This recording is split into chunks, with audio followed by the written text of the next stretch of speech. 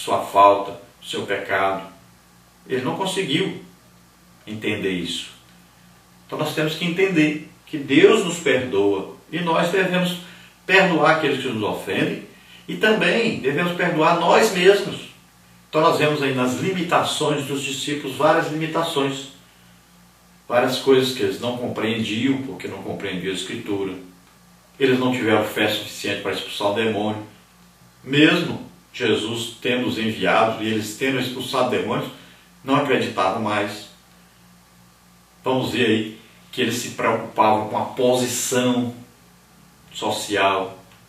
Eles se preocupavam com as pessoas que estavam fora do grupo deles, queriam que só fossem usados quem estivesse ali dentro do seu próprio grupo, como fez lá aqueles 2 escolhidos por Moisés que ficaram no acampamento, né?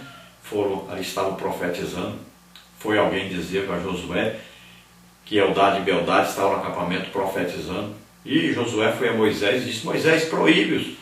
E Moisés disse: quem dera que Deus pudesse usar todo Israel assim.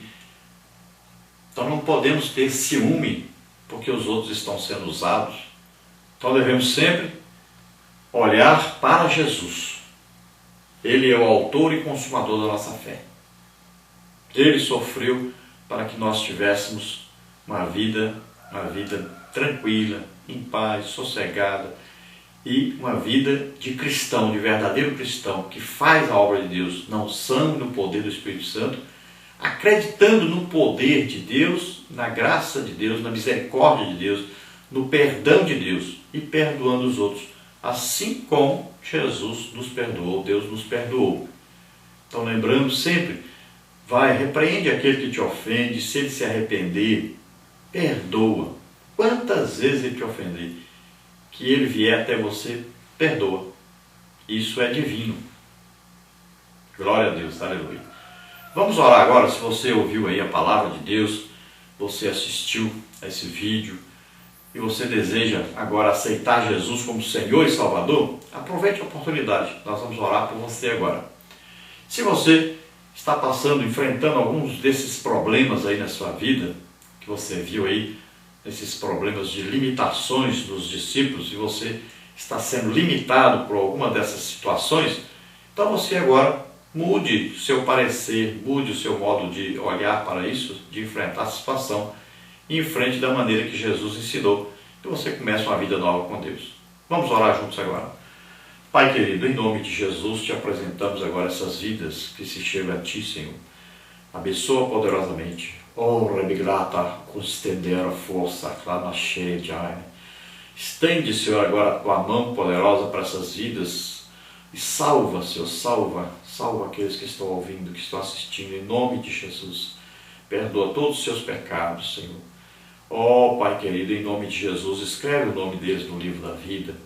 Pai, em nome de Jesus, aqueles que estão ouvindo, estão assistindo e que agora viram as suas limitações, que estão sendo limitados pelos seus próprios pensamentos, pelas suas atitudes, que não estão entendendo o que é o reino de Deus, não estão tendo fé suficiente. Pai querido, em nome de Jesus, aumenta a nossa fé, ajuda-nos a prosseguir a caminhada cristã, acreditando em Ti, no Teu poder, recebendo cada dia mais de Ti, e podendo, Senhor, cada dia mais ministrar aos outros, ajudar as outras pessoas, ministrando a elas curas, batismo do Espírito Santo, libertação e a pregação da Tua palavra, para que eles sejam salvos, em nome de Jesus. Ajuda, Senhor, todos que estão ouvindo, restaura a vida deles, em nome de Jesus. Amém. Glória a Deus. Aleluia. Ora, queremos avisar você que deseja nos convidar para estarmos aí na sua igreja, que nós estamos à disposição, eu não cobro nada. É só você entrar em contato conosco. Aí está o nosso telefone, nosso WhatsApp, está aí o telefone do nosso trabalho também, minha esposa também. Entre em contato conosco e nós estaremos aí na sua igreja ministrando a palavra de Deus. Então, além das palestras de escola bíblica dominical, nós podemos trazer aí uma palavra para a família, para a mocidade, para o ciclo de oração. Então, sempre pregamos sobre missões. Então, tudo isso nós fazemos. E temos aí feito bastante coisa dentro do trabalho com a mocidade. Nós temos palestras sobre namoro, temos feito um trabalho com a mocidade e as pessoas têm gostado muito, porque Deus tem trabalhado além de ouvirem a palavra de Deus, ou os conselhos de Deus para essa época da sua idade, da sua vida, também eles têm sido abençoados com o batismo do Espírito Santo, com curas, com libertações. Nós temos ministrado muitas curas, muitas pessoas têm sido curadas. Vamos então à nossa agenda, eu vou colocar para você as datas que eu já tenho marcado, e você então, se nos convidar, você veja qual a data que você não pode marcar, porque já está marcada. Vamos ver então. Nós temos aí então 30/31/5, nós estaremos aí em Itapecerica da Serra, na primeira igreja batista do Jardim Branca Flor, no simpósio de EBD, e também no domingo à noite estaremos pregando. Dia 7/6, nós estaremos no povoado Riacho do Meio, aqui em Imperatriz. Dia 27 e 28/6, estaremos em Guarulhos, e num congresso de mocidade, um simpósio de EBD, e também um culto à noite no domingo, no encerramento da festa da mocidade, lá na igreja do pastor José Wellington Costa Júnior, setor 19, Guarulhos. 4 e 5/7, estaremos em São Luís, Maranhão. 15 e 16 de agosto, estaremos em Marabá, Pará. Dia 20/8, estaremos em São Luís, na formatura de minha filha, se Deus quiser. E no dia 21 a 23/8, estaremos em Ananindeua, Pará, ali coladinho em Belém. Dia 25, 26 e 27/9, estaremos em Araguaína, Tocantins. Dia 21 e 22/11, estaremos aí em Breves, no Pará. E o ano que vem, 2016, 4 e 5 de junho, mês 6, estaremos aí, se Deus quiser, em Hortolândia, São Paulo, na festa da Assembleia de Deus lá de jovens. Vamos então ao nosso questionário da lição número 9, as limitações dos discípulos. Jesus, o homem perfeito, o Evangelho de Lucas, o médico amado. Comentarista desse trimestre, o pastor José Gonçalves. Então complete os espaços vazios e marque com V as respostas verdadeiras e com F as falsas, conforme então a revista da CPAD.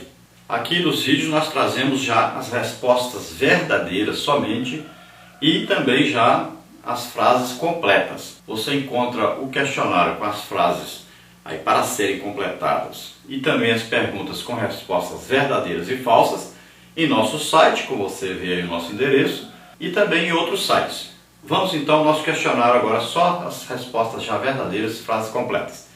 Dentro então do texto áureo, a primeira pergunta aí para completar. E roguei aos teus discípulos que o expulsassem, e não puderam. Dentro da verdade prática, a segunda para completar. Ao longo do seu ministério, Jesus foi seguido por homens simples, imperfeitos e limitados, mas jamais os descartou por isso. Agora dentro dos comentários aí da introdução.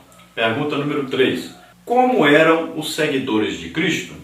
Então os discípulos de Cristo demonstraram em certos momentos da vida exclusivismo, egoísmo, imaturidade, bairrismo, etc. Eles erraram quando se esperava que acertassem. Jesus censurou tais comportamentos e corrigiu o grupo, mas não abandonou seus discípulos. Os seguidores de Cristo não eram super-heróis, mas sim seres humanos que viviam suas limitações e, como tal, dependiam de Deus para superá-las. Parte número 1, lidando com a dúvida. Pergunta número 4. Como eram os discípulos em relação à oração e à fé? Logo após acalmar a tempestade no mar da Galileia, Jesus perguntou aos seus discípulos: onde está a vossa fé? Essa não foi a única vez que o Senhor censurou os discípulos por não demonstrarem a fé necessária em Deus. Quando viu a inoperância dos discípulos frente a um menino endemoniado, ele disse: ó geração incrédula e perversa, até quando estarei ainda convosco e vos sofrerei? Há algo em comum nestas passagens bíblicas. Elas se relacionam com a vida devocional dos discípulos. A timidez mostrada durante a travessia do mar e a falta de autoridade para expelir o demônio do garoto eram frutos de uma vida devocional pobre. Pouco oração, pouco poder. Nenhuma oração, nenhum poder. As passagens paralelas de Mateus e Marcos demonstram tal princípio. Mateus 8, 17 e também Marcos 4 e Marcos 9. Pergunta número 5.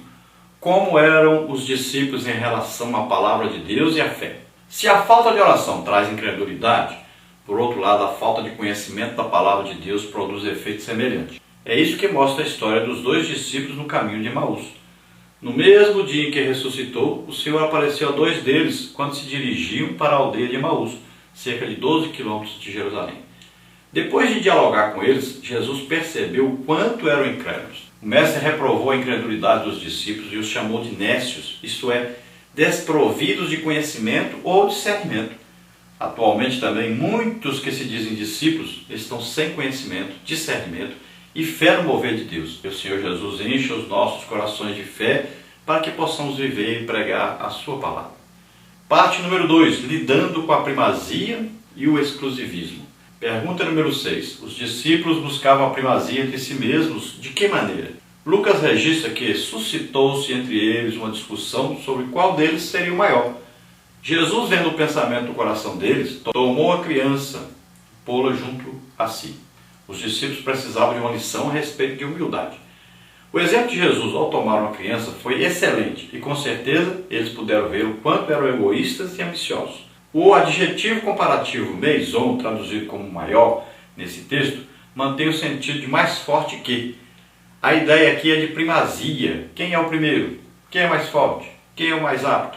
Pensamentos assim não refletem a mente de Cristo, mas uma mente mundana e secularizada. Infelizmente, muitos problemas nas igrejas são causados por leigos e clérigos que querem exercer a primazia. Em Cristo Jesus, todos são iguais. Não somos superiores ou inferiores a ninguém. Agora a pergunta número 7. Como eram os discípulos em relação ao exclusivismo? Jesus também combateu o exclusivismo que se revela através da mentalidade de um grupo fechado. A razão dada pelos apóstolos para barrarem a ação daquele homem foi que ele não fazia parte do grupo. Jesus mostra que o fato de expulsar os demônios pela autoridade do seu nome e partilhar das mesmas convicções dos apóstolos credenciava aquele homem a exercer o seu ministério. Embora não fizesse parte do grupo dos 12, partilhava da mesma fé. Não se trata, portanto, de validar crenças e práticas sectárias ou heréticas, mas sim de não permitir que o exclusivismo religioso nos segue de tal forma que só venhamos a enxergar o nosso grupo. Parte número 3. Lidando com a avareza. Pergunta número 8. Como eram os valores de Cristo invertidos pelos discípulos? No relato de Lucas, Jesus acabara de incentivar seus discípulos a dependerem do Espírito Santo, quando um homem que estava no meio da multidão falou: Mestre, dize a meu irmão que reparta comigo a herança. Esta solicitação estava na contramão dos ensinos de Cristo e por isso recebeu a censura dele. Homem, quem me pôs a mim impor juízo ou repartidor entre vós? Enquanto Jesus ensinava-se a evitar uma atitude legalista e materialista, esse homem age de forma diametralmente oposta àquilo que fora ensinado. Ele estava preocupado com a herança. Como muitos fazem hoje, não estava preocupado em seguir os ensinos de Cristo, mas usá-lo como um trampolim para alcançar seus objetivos, a satisfação material. Pergunta número 9. Como evitar a ansiedade pelas coisas temporais? Complete. Jesus profere um dos mais belos ensinamentos sobre como deve ser a vida de um verdadeiro discípulo.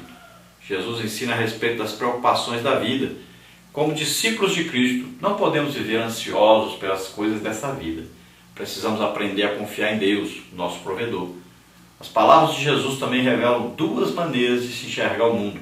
Mostra como os gentios do mundo entendem a realidade à sua volta e como seus discípulos deveriam agir diante das mesmas circunstâncias. São duas cosmovisões totalmente diferentes e opostas entre si. Enquanto uma interpreta a realidade da vida tomando por base os valores meramente materiais, a outra a vê a partir de valores absolutos e espirituais. Parte número 4. Lidando com o ressentimento. Pergunta número 10. Por que a necessidade do perdão? Jesus sabia quão maléficos são a falta de perdão e o ressentimento.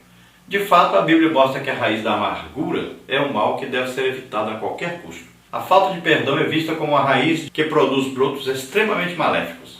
No terceiro evangelho, Jesus nos ensina que a forma correta de se manter livre desse veneno é possuir uma atitude pronta a perdoar. Olhai por vós mesmos. E se teu irmão pecar contra ti, repreende-o. E se ele se arrepender, perdoe-lhe. Se pecar contra ti 7 vezes no dia, e 7 vezes no dia vier ter contigo, dizendo, arrependo-me, perdoe-lhe.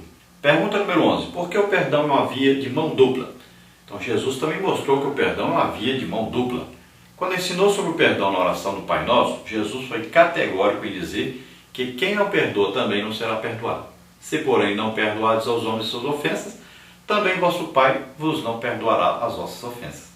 Não há dúvidas de que há muitos cristãos com doenças psicossomáticas simplesmente porque não conseguem perdoar.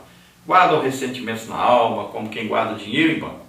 James Dobson, famoso psicólogo cristão, disse que daria alta a 80% dos seus pacientes se eles conseguissem perdoar ou se sentissem perdoados. Dentro agora da conclusão, pergunta número 12 para completar.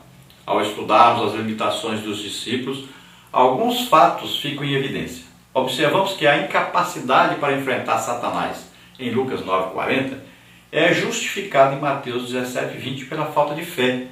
A incredulidade dos discípulos no caminho de Emaús, Lucas 24, 13 a 35, é justificada pela falta de conhecimento das Escrituras, Lucas 24, 25 a 27.